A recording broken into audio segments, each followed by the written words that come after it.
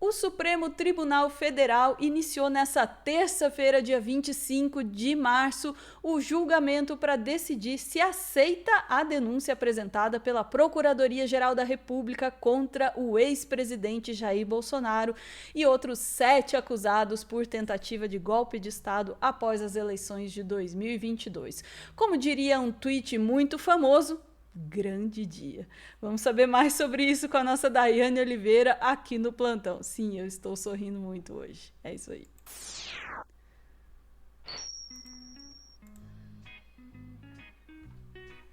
Daiane Oliveira, agora oficialmente boa tarde, grande dia, Daiane. Boa tarde, doutora Ana. E tem como não estar sorrindo, tem como não sorrir hoje, tem como não ser um dia assim de grande felicidade.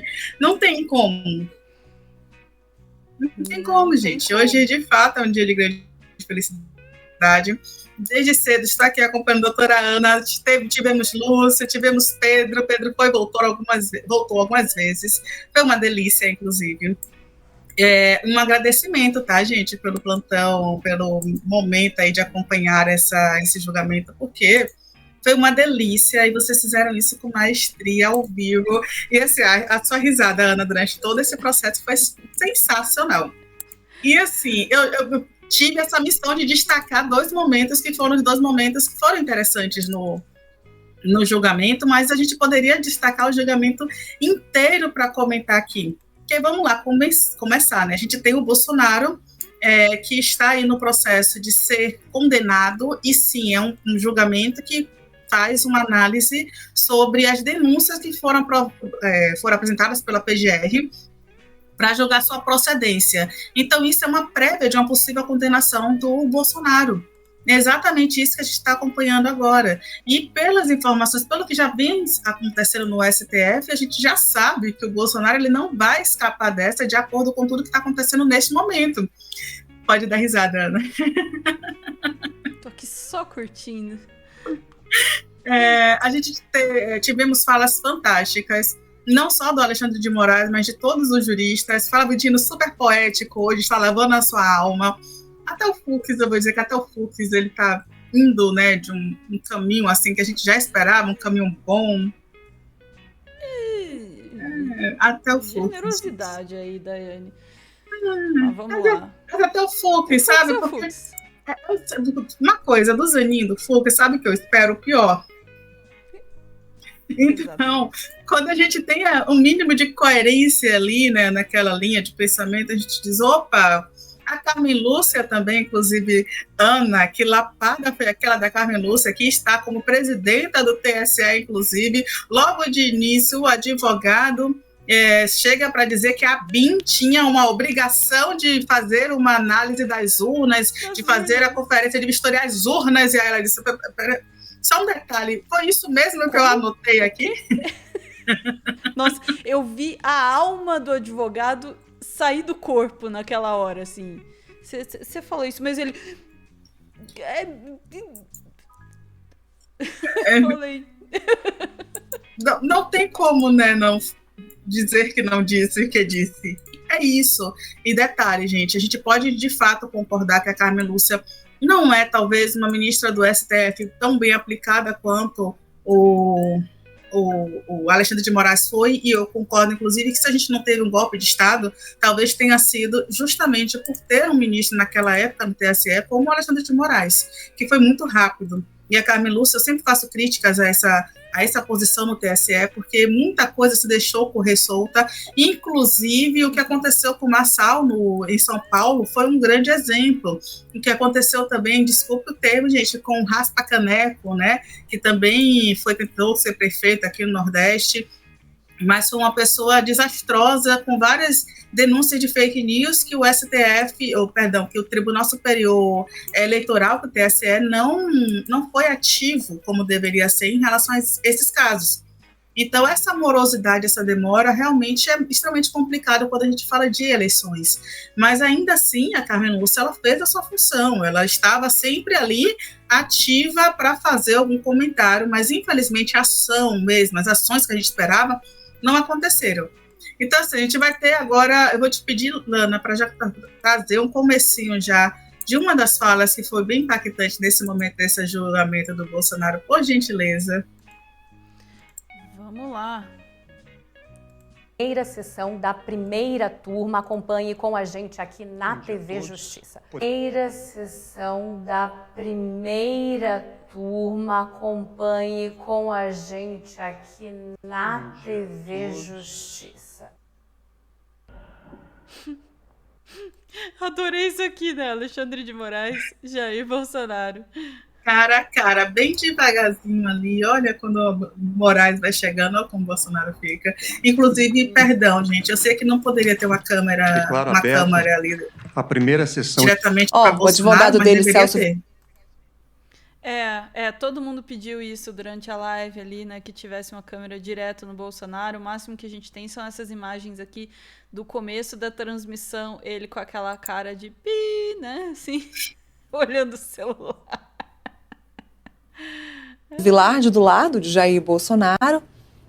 Temos Weingarten, que já foi advogado de Jair Bolsonaro, é também um dos braços direitos de Jair Bolsonaro, Fábio Weingarten. Temos outros advogados aqui pertinho dele.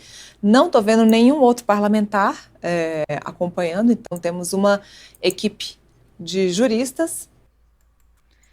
É isso aí. E o que é interessante a gente saber, né, quem estava ao lado do Bolsonaro. Sim, inclusive, Ana, vou te pedir para manter essa tela, isso é porque é interessante quando a gente fala sempre do Bolsonaro, a gente fala que o Bolsonaro é uma pessoa machista, que o Bolsonaro é uma pessoa arcaica, conservador, que o Bolsonaro é um homem da linha que odeia mulheres, inclusive, a gente tem justamente um vídeo que acabou de sair no Telescópio falando sobre esse tipo de pessoas, os homens que odeiam as mulheres, e assim, essa imagem, a primeira vez, na hora que vocês mostraram a imagem, eu disse, gente, sabe, cadê a equipe mista, a equipe feminina? O Bolsonaro, ele basicamente, ele não consegue ouvir nenhuma mulher. Um grande parêntese para perceber isso, porque é realmente muito estranho quando a gente olha e a gente tem essa imagem, sabe? Todos os advogados, quase todos com terno escuro, quase todos com gravata ali sóbria, gravata azul, poderia inclusive ser verde e amarela, mas eu acho que eles tentaram ser de alguma forma imparciais, algo que não existe. Inclusive, mas eles querem se descolar do punhal verde e amarelo, né? Exatamente, mas vale lembrar que azul sempre é uma cor tida como a cor da direita no Brasil, e esse cidadão, né, essa pessoa que está ali no centro, na frente, é justamente a pessoa que deu risada de paciente sem oxigênio no momento da pandemia, sabe? Então, assim, é muito... Bolsonaro, ele é a pessoa que dava risada de pacientes sem oxigênio na pandemia. Bolsonaro. Então, essa figura aí, que agora passa uma imagem de qualquer outro homem, um homem comum, um homem qualquer, em meio a um julgamento, coitado do Bolsonaro, ele foi uma pessoa acusada, inclusive, de genocídio, ele foi uma pessoa acusada de diversos crimes, e ele foi uma pessoa que não se importava com a humanidade. Então, por que agora, com o julgamento digno e justo, vamos ter tanta humanidade para com ele? Né? Não precisa. Mas aí, Ana, vou te pedir para trazer um trechinho do Alexandre de Moraes, Sangue no Olho. E não é nem aquele trechinho que ele coloca os prints, que nem uma ex chata, sabe? Um ex chato, um ex que grava, que guarda rancor e guarda os prints. Então, o Alexandre de Moraes foi esta pessoa hoje, gente. Nossa, ele chegou com recibos, total. Exatamente. Ele não só falou como ele guardou os prints, ele trouxe os prints para apontar, olha, os advogados da defesa aqui do réu disse que a gente não abriu, não deixou que ele tivesse acesso ao processo. Deixa eu mostrar aqui para vocês um momento. Enfim, né, vou te pedir, Ana, para trazer esse momento aqui, um momento que o Alexandre de Moraes, ele aponta ali as informações tidas como que envolvem Bolsonaro como réu nesse processo, como alguém que estava diretamente tentando um golpe de Estado. Por favor. Responsabilidade pelos atos lesivos à ordem democrática recai sobre organização criminosa liderada por Jair Messias Bolsonaro, baseada em projeto autoritário de poder, enraizada na própria estrutura do Estado e com forte influência de setores militares. A organização se desenvolveu em ordem hierárquica e com divisão das tarefas preponderantes entre seus integrantes. Jair Messias Bolsonaro, junto com Alexandre Rodrigues Ramagem, Almir Garnier Santos, Anderson Gustavo Torres, Augusto Heleno Ribeiro Pereira, Paulo Sérgio Nogueira e Walter Souza Braga Neto, continua a Procuradoria-Geral da República, integrantes do alto escalão do governo federal e das Forças Armadas, formaram o núcleo crucial da organização criminosa, mesmo tendo havido adesão em momentos distintos. Deles partiram as principais decisões e ações de impacto social que serão narradas nessa denúncia. Mauro César Barbosa Cid, embora com menor autonomia decisória, também fazia parte desse núcleo, atuando como porta-voz de Jair Messias Bolsonaro e transmitindo orientações aos demais membros do grupo. Na sequência, a Procuradoria-Geral da República continua.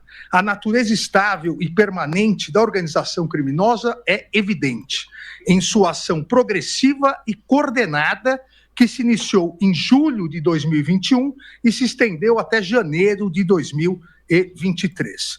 As práticas da organização caracterizaram-se por uma série de atos dolosos ordenadas a abolição do Estado Democrático de Direito e a deposição do governo legitimamente eleito.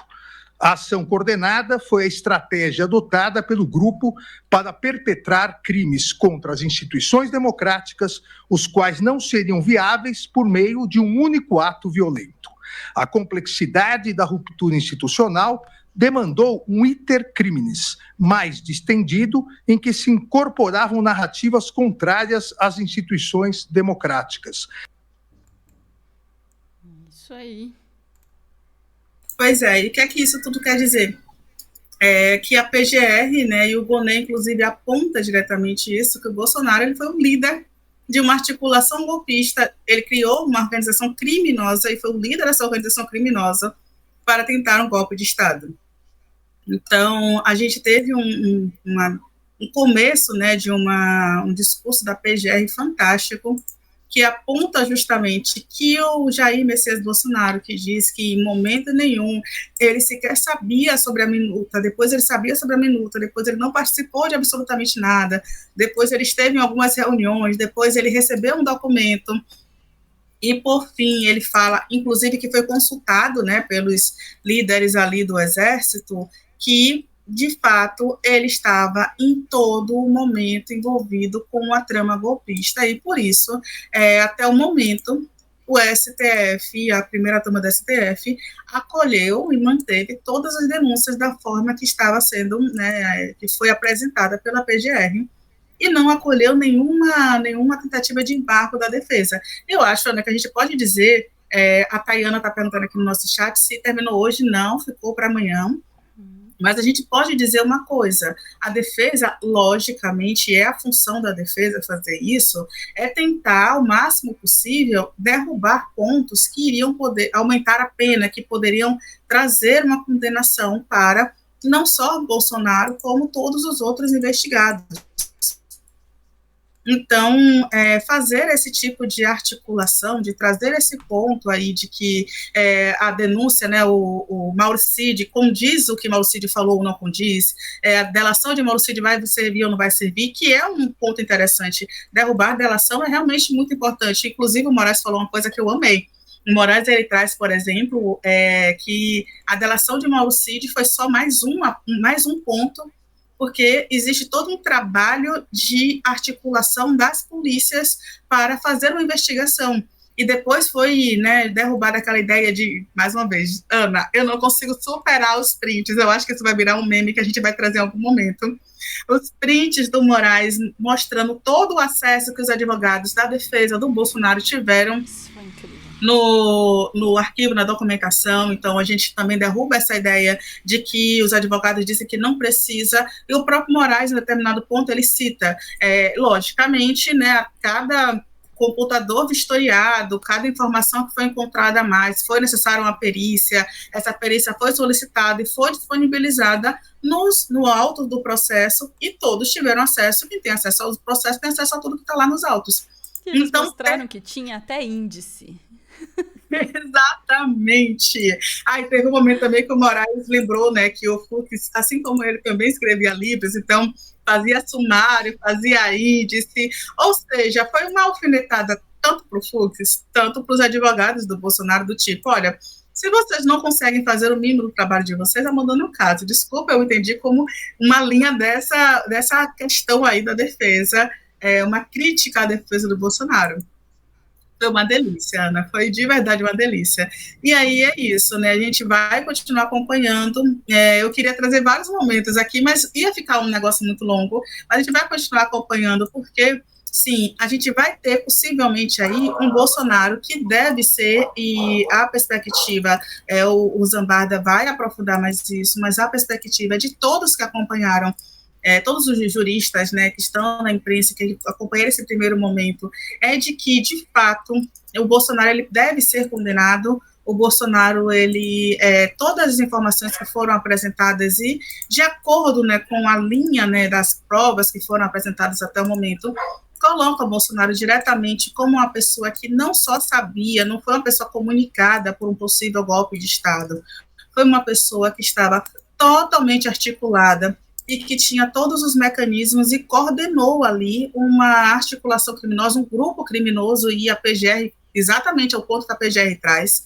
que o Bolsonaro ele foi um líder de um grupo criminoso, uma organização criminosa, para cometer o golpe de Estado no Brasil. E é por esse motivo que a gente tem a Ana, nesse momento, com esse sorriso, porque a gente tem um Bolsonaro que pode, sim, ser preso a qualquer momento. E agora, Ana, só uma coisa, tá? A ideia de que a gente deveria ter, inclusive, a deportação, né, trazer de volta o Eduardo Bolsonaro, é uma ideia extremamente importante, tá? Porque não só o Bolsonaro, como outras pessoas ligadas a ele, são pessoas que a gente precisa identificar, analisar como essas pessoas, elas participaram diretamente dessa trama golpista.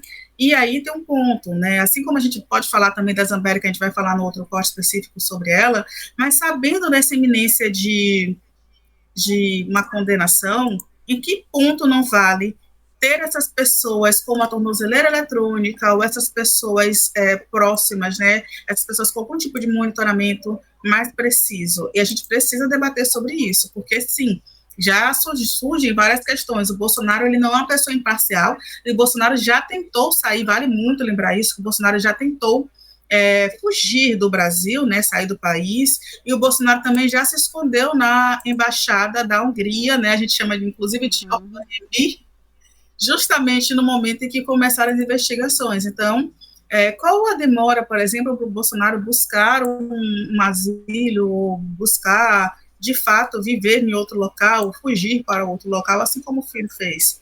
Mesmo sem passaporte, ele pode, por exemplo, ir para a Argentina. E não estou dando ideia, gente, logicamente, o Bolsonaro já deve ser uma pessoa monitorada por causa das suas articulações aí, né, das suas possibilidades de fuga, porque a gente sabe que ele não é uma pessoa muito corajosa, vale lembrar isso, né?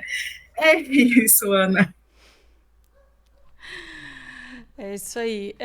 Realmente, a coisa está começando a ficar feia pro lado do Bolsonaro. Isso, eu tenho enfatizado isso, assim, sabe? Isso é só o começo do fim, tá? Ainda tem muita água para rolar, mas realmente tá rolando ribanceira abaixo, assim, e não tem... Eu acho que não tem freio, não. Assim, é só uma questão de quando, não como... Né? Não como vai terminar, assim, porque isso já está ficando cada vez mais claro, inclusive para ele. É por isso que ele é, de fato, assim, existe um risco de fuga aí. Espero que providências estejam sendo tomadas para além de tirar o passaporte dele, tá? Uma tornozeleira eletrônica ia muito bem em todos esses futuros réus aí, a partir de amanhã, né? Iria muito bem. Ficamos por aqui, Dai? Ai, Ana, quase que eu estava procurando o botão para você. Ficamos, Ana, nesse momento ficamos por aqui. E esperamos aí amanhã a continuação desse julgamento delicioso. Maravilha. Realmente, sobre o julgamento de hoje, acho que o resumo é esse, né? Que delícia, cara. Vamos lá. Me deu até vergonha agora. Vamos apertar o botão aqui para encerrar este corte. É isso aí. Beijo, chat. A gente volta em instantes com mais notícias deste grande dia.